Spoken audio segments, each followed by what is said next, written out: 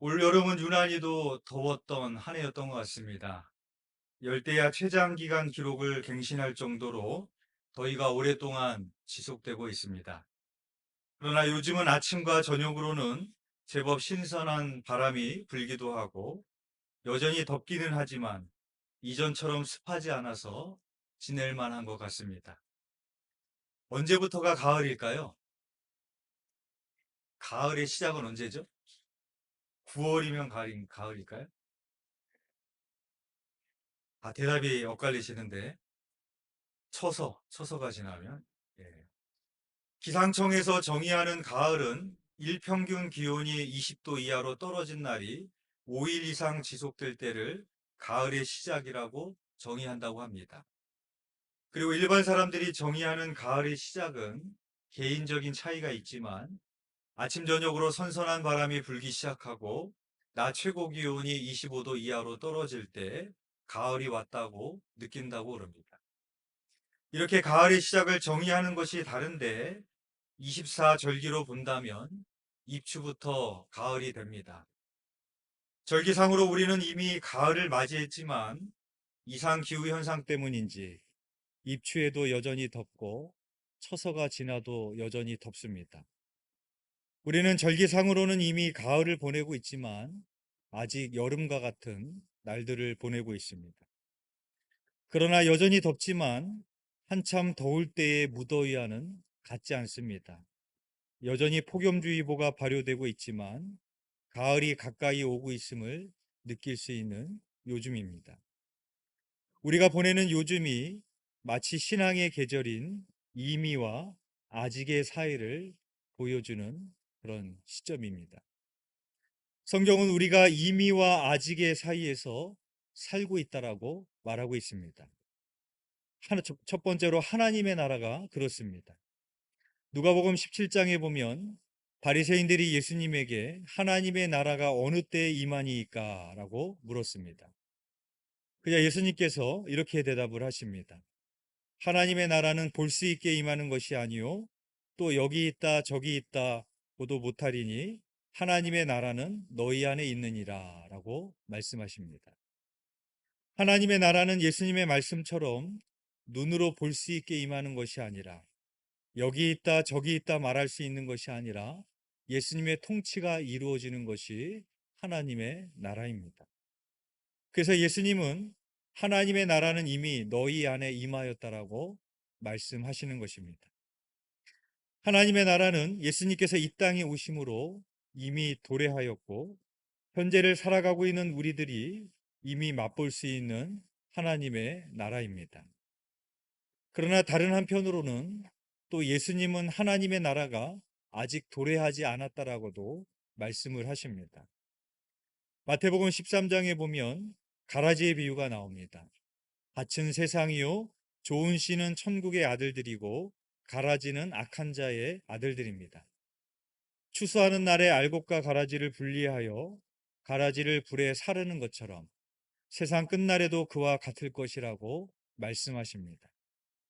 즉 하나님의 나라는 예수님께서 이 땅에 오심으로 이미 도래하였지만 아직 완성되지 않았고 예수님께서 다시 오실 때 완성되는 나라입니다. 구원도 이미와 아직 사이에 있습니다. 성경은 우리가 이미 구원을 얻었다라고 말하고 있습니다. 대표적인 말씀이 요한복음 5장 24절의 말씀입니다. 내가 진실로 진실로 너에게 이르노니 내 말을 듣고 또 나 보내신 이를 믿는 자는 영생을 얻었고 심판에 이르지 아니하나니 사망에서 생명으로 옮겼느니라. 예수님의 말씀을 믿고 예수님을 믿는 사람은 영생을 얻었고 사망에서 생명으로 옮겼다라고 말씀하십니다.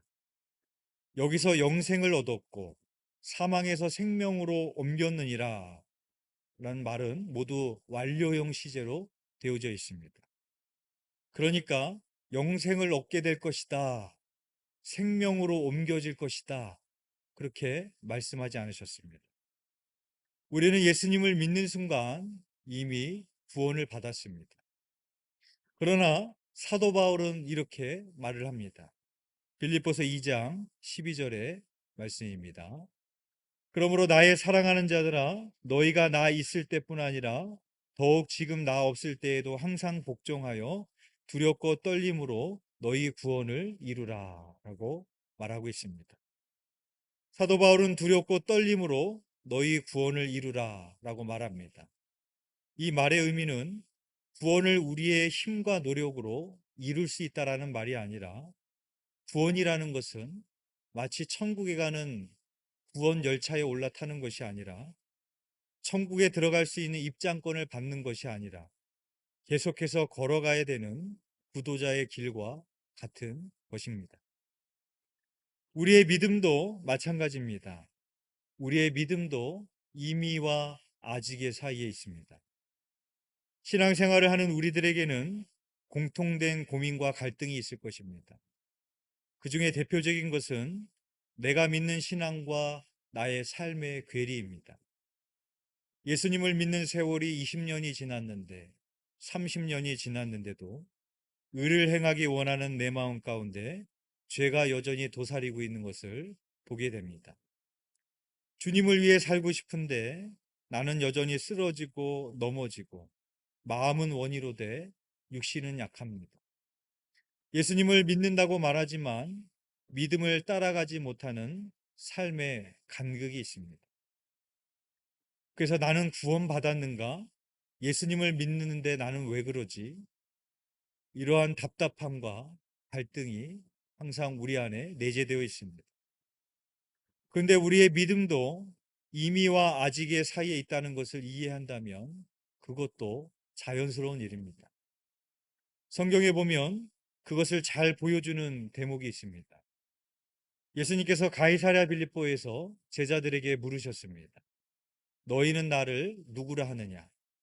그때 베드로는 주는 그리스도시요 살아계신 하나님의 아들이니다 라는 고백을 합니다. 예수님께서는 베드로의 믿음을 칭찬하셨고 바요나 시모나 내가 복이 있도다 라고 말씀을 하셨습니다. 그리고 나서 예수님께서 장차 받게 될 고난과 죽음에 대해서 말씀하셨습니다. 그러자 베드로는 예수님을 붙들고 항변하면서 주여 그리 마옵소서, 이 일이 결코 주께 미치지 못하리이다 하였습니다. 그자 예수님께서 베드로에게 사탄아 내 뒤로 물러가라 라고 말씀을 하십니다. 조금 전까지만은 바요나 시모나라고 불러주셨는데 조금 후에는 사탄이라고 부르셨습니다. 예수님은 가룟 유다에게도 사탄이라고 부르신 적이 없습니다. 조금 전에는 베드로를 그렇게 축복하셨던 예수님이 조금 후에는 저주를 하십니다. 그리고 그 이유를 말씀하시는데 이렇게 말씀을 하십니다. 내가 하나님의 일을 생각하지 아니하고 도리어 사람의 일을 생각하는도다 라고 말씀을 하십니다. 베드로의 고백은 가짜가 아니었습니다. 진실된 고백이었습니다.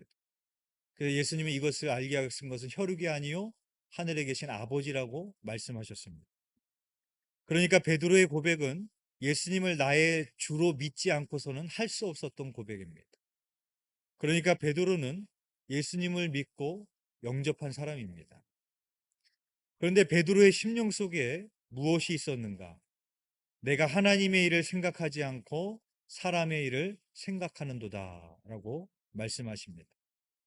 베드로는 예수님을 자기의 욕망, 자기의 야망을 위하여서 이용하려 했습니다. 우리는 어떻습니까? 예수님을 믿고 구원받았습니다. 예수님을 믿은 지 20년, 30년이 흘렀습니다. 그러면 여러분은 세상에 대한 성공의 야망이 없으십니까? 남보다 우월하고 싶은 욕망이 꿈틀거리지 않으십니까? 왜 그럴까요? 우리는 구원받았는데. 우리가 예수님을 믿을 때 우리의 영은 이미 구원을 받았지만 우리의 육과 혼은, 우리의 마음과 생각은 여전히 죄성을 가진 육체와 오염된 세상에서 살아야 됩니다. 주님 다시 오실 때 죽은 자들이 다시 일어나게 되고 그날에 우리 몸도 주님처럼 변화되게 될 것입니다. 그때가 되면 구원의 완성에 이르게 됩니다. 따라서 이 세상에서 하나님의 뜻대로 살고자 하지만 사회의 구조와 타락된 문화 속에서 그리고 내 자신 속에 탑재되어 있는 죄성 때문에 필연적으로 이러한 딜레마가 우리에게 찾아오게 되는 것입니다. 우리는 이미 은혜로 구원받은 존재이지만 아직 구원을 이루어가야 되는 도상적인 존재, 순례자적 존재로서 갈등은 필연적으로 찾아오게 되는 것입니다. 그래서 바울은 우리들에게 이렇게 말하고 있습니다. 오늘 본문 빌립보서 3장 12절의 말씀입니다. 우리 함께 봉독하겠습니다. 시작. 내가 이미 얻었다 함도 아니요 온전히 이루었다 함도 아니라 오직 내가 그리스도 예수께 잡힌 바 된 그것을 잡으려고 달려가노라. 네. 바울이 이렇게 말합니다. 내가 이미 얻었다 함도 아니요 온전히 이루었다 함도 아니라 라고 말하고 있습니다. 바울은 어떤 사람입니까? 신약 성경에 나오는 대부분의 교회를 세운 사람입니다. 신약 성경의 거의 3분의 1을 쓴 사람입니다. 1차, 2차, 3차, 4차 선교여행을 다니면서 얼마나 많은 영혼들을 전도하고 구원했겠습니까? 바울은 그 시대뿐만 아니라 오늘날까지 포함해서 믿는 모든 사람들을 다 포함해도 바울보다 더 많은 것을 이룬 사람은 없을 것입니다. 그런데 바울은 내가 이미 얻었다 함도 아니요 온전히 이루었다 함도 아니다 라고 말하고 있습니다. 왜 그럴까요? 그 이유는 세상의 경주와 믿음의 경주는 다르기 때문입니다. 어제 지방 청장년회 축구 대회가 있었습니다. 저희 교회가 1승 2무가 되면서 막판까지 다른 교회와 혼전이 됐습니다. 서로의 승패에 따라 서로 순위가 바뀌는, 물고 물리는 그런 혼전의 상황이 되게 되었습니다. 저희가 마지막 경기를 이제 예광교회랑 하는데 우승을 하면 꼭 이제 이기면 이제 우승도 할 수 있는 상황이었습니다. 근데 5골 이상을 넣어야 되는, 그래야 우승을 할 수 있는 상황이었습니다. 그래도 한번 해보자. 그리고 열심히 했지만 골이 들어가지 않았어요.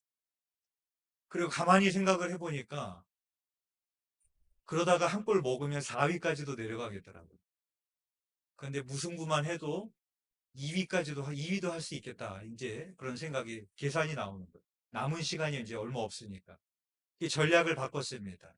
공격 위주로 하지 말고 이제 수비 위주로 하자. 실점을 더 하지 말자.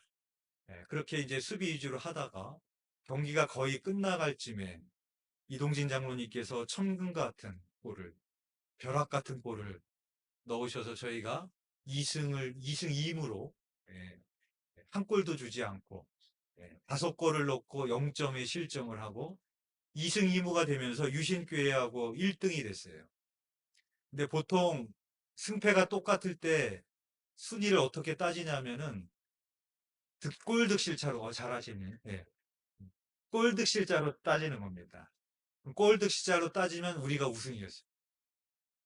근데 송영훈 지사님이 기도를 어떻게 하셨는지, 어떤 마음이 들었는지 공격적인 축구를 하자. 그래서 골득실은 중요하지 않다. 다득점이 최고다. 이렇게 하신 거예요. 다득점을 하니까 우리가 밀렸어요. 그래서 우리가 아쉽게 동률이었지만 준우승에 멈추고 말았습니다. 제가 이야기를 왜 말씀을 드리냐 하면은 세상의 경주에서는 1등을 하기 위해서 꼭 이기지 않아도 될 때가 있어요. 비교도 1등 할 수가 있습니다. 그러니까 세상의 경주는 다른 사람을 보면서 하는 거예요. 내 시합도 보지만 다른 사람들의 경기도 보는 거예요. 그거에 우리의 순위가 달려져 있습니다. 그러니까 세상의 경주는 나와 하고 있는 사람보다만 잘하면 됩니다. 그럼 1등입니다. 그런데 믿음의 경주는 다른 거예요. 여러분, 바울의 시선을 한번 보십시오. 바울이 누구를 보고 있는 것 같습니다. 바울은 다른 사람을 바라보고 있지 않습니다. 바울은 다른 사람과 경쟁하고 있지 않습니다. 바울은 무엇을 바라보고 있는가 하면 내가 그리스도 예수께 잡힌 바 된 그것을 바라보고 있습니다. 그리고 표대를 바라보고 있습니다. 만약에 바울이 다른 사람을 바라보았다면 바울은 자만했을 것입니다. 바울은 달려간 것이 아니라 걸어갔을 것입니다. 그러나 바울의 시선은 예수 그리스도께 잡힌 바 된 그곳, 표대를 향하고 있었습니다. 여기서 그리스도 예수께 잡힌 바 된 그곳은 바울이 다메섹 도상에서 예수님을 만나고 주님께 붙잡혔던 그 사건을 말하는 겁니다. 그날에 나에게 주셨던 은혜, 그날에 나에게 주신 사명을 위해서 나는 달려간다. 바울이 그렇게 말하고 있는 겁니다. 그리고 표대는 무엇입니까? 오늘 보면 14절에서 바울은 이렇게 말하고 있습니다. 우리 14절의 말씀 함께 읽겠습니다. 시작. 표대를 향하여 그리스도 예수 안에서 하나님이 위에서 부르신 부름의 상을 위하여 달려가노라. 아멘. 그 표대는 그날에 하나님이 나에게 주실 상입니다. 바울은 사람의 인정이 아니라, 사람이 주는 상이 아니라 하나님이 날 인정해 주시고 하나님이 주실 상을 바라보며 달려갔던 것입니다. 그렇기 때문에 바울은 내가 이미 얻었다 함이 아니다, 온전히 얻었다 함이 아니라, 나는 아직 내가 잡은 줄로 여기지 아니하고 그 표대를 향해서 내가 달려간다라고 말했던 것입니다. 바울이 만약에 다른 사람을 보면 그동안 쌓아왔던 업적을 따져본다면 나보다 대단한 사람이 없을 겁니다. 다른 사람과 비교해 봤을 때 바울처럼 인품과 성품이 좋은, 믿음이 좋은 사람이 어디 있겠습니까? 그러나 바울은 사람을 본 것이 아니라 예수님을 봤습니다. 예수님을 보면 내 인품이 대단한 것 같아도 예수님을 보면은 다 이뤘다 말할 수 없죠. 아직도 난 부족한 사람입니다. 내가 그동안 쌓아 올렸던 업적을 보면 난 이미 얻었다라고 말할 수 있지만 그날에 나에게 주신 은혜, 나에게 주신 그 사명을 생각하면은 나는 이미 얻었다라고 말할 수 없는 것입니다. 그래서 바울은 그렇게 고백하는 겁니다. 바울은 이 믿음의 경주를 하면서 나는 달려간다 라고 말하고 있습니다. 달려가겠다고 말하고 있는 바울의 심정을 한번 느껴보십시오. 어떤 사람이 달려갑니까? 축구로 말한다면은 간절한 사람이 달려가는 거예요. 마지막 5분이 남았는데 1분이 남아도 이기겠다라는 그 갈망이 있는 사람이 피를 토하듯이 뛰어다니는 겁니다.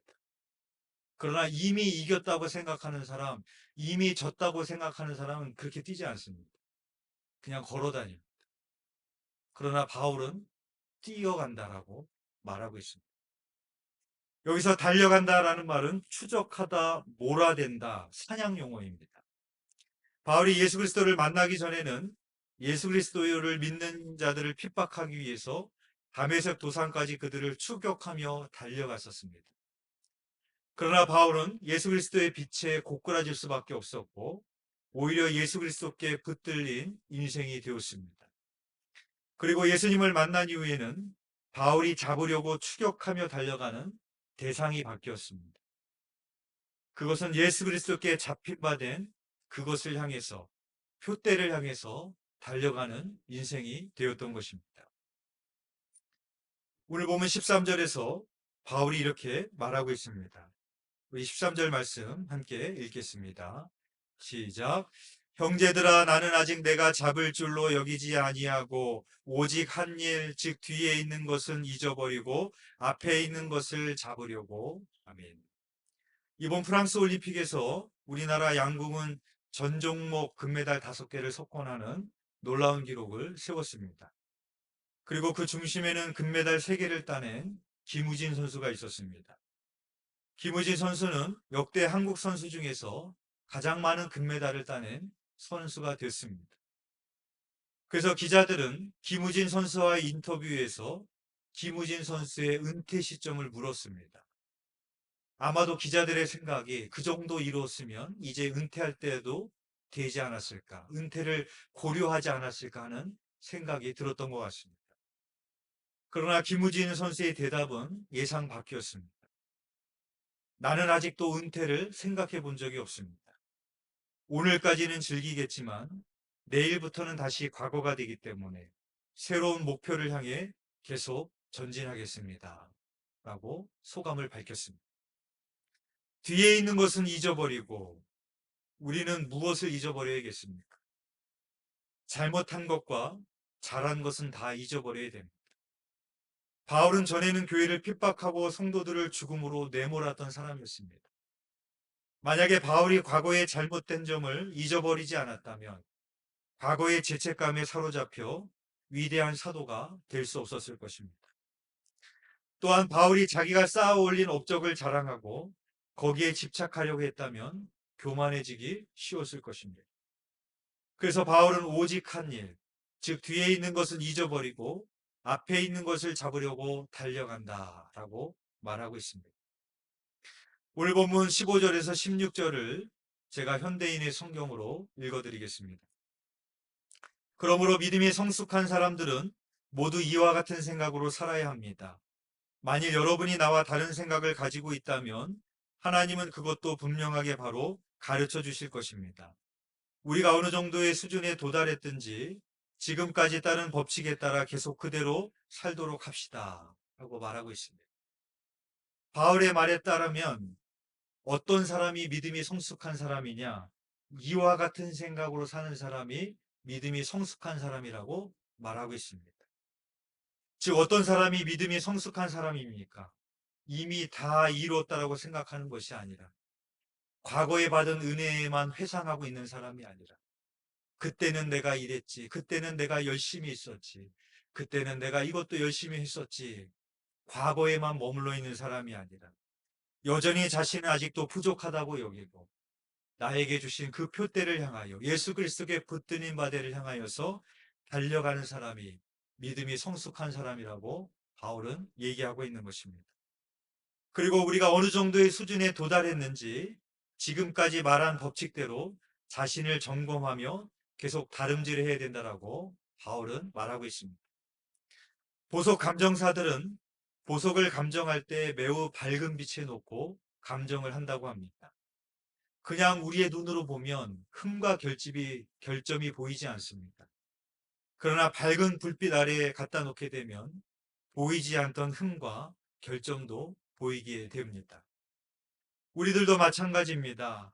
사람들의 눈에는 보이지 않을지 모르겠지만 주님의 빛 앞에 놓이게 되면 말씀의 빛 앞에 놓이게 되면 우리의 죄와 허물은 다 드러나게 됩니다. 그래서 우리는 날마다 주님 앞에 서야 되고 주님의 말씀의 빛 앞에 우리를 성찰하고 점검해야 됩니다. 존 웨슬리 목사님은 인생을 돛과 노로 움직이는 배에 비유했습니다. 돛이 바람을 타면 수풍에 돛단 듯 갈 수 있습니다. 그러나 바람을 등진다면 그 배는 아무리 쉴 새 없이 노를 진다고 한들 앞으로 갈 수 없을 것입니다. 마찬가지로 우리가 하나님의 은혜를 등진다면 우리는 앞으로 나아갈 수 없습니다. 또한 하나님의 은혜가 돛이라면 인간의 수고는 노입니다. 그래서 존 웨슬리는 이렇게 말합니다. 은혜가 바람을 타되 노젓기 역시 게을리하지 마라 라고 말합니다. 존 웨슬리의 말처럼 표대를 향한 믿음의 경주를 게을리하는 것이 아니라 이미 하나님의 은혜로 구원받은 것을 감사하시며 바울과 같이 전제와 같이 부어지고 마지막까지 믿음의 경주를 다하시는 저와 여러분이 되시기를 주님의 이름으로 축원드립니다. 기도드리겠습니다. 사랑과 은혜가 풍성하신 하나님 아버지, 절기상으로는 가을이 됐지만 여전히 더운 여름과 같은 날씨 속에서 우리는 여름과 가을 사이에 하나님 앞에 나와 예배합니다. 이미 여름과 같은 날씨지만 가을이 문 앞에 왔음을 우리가 보게 되어집니다. 하나님 아버지, 주님이 이 땅에 아직 오지 않으셨지만 이 세상의 여러 가지 징조들을 보며 주님이 다시 오실 그 마지막 그때가 가까이 왔음을 우리는 느낍니다. 이미와 아직의 사이에 서서 깨어있게 하여 주시고 그날을 준비하며 살아가는 저희들이 되게 하여 주시옵소서. 우리의 믿음도 점검하는 저희들이 되게 하여 주시사 뒤를 돌아보는 것이 아니라 과거의 은혜에 젖어서 사는 것이 아니라 나에게 주셨던 은혜, 나를 향한 부르심, 나를 향한 하나님의 상을 위하여 마지막까지 믿음의 경주를 다할 수 있는 우리 모두가 될 수 있도록 새 힘을 더하여 주시옵소서. 주님께서 우리를 그렇게 이끄실 줄 믿사오며 예수 그리스도 이름으로 기도드렸사옵나이다. 아멘.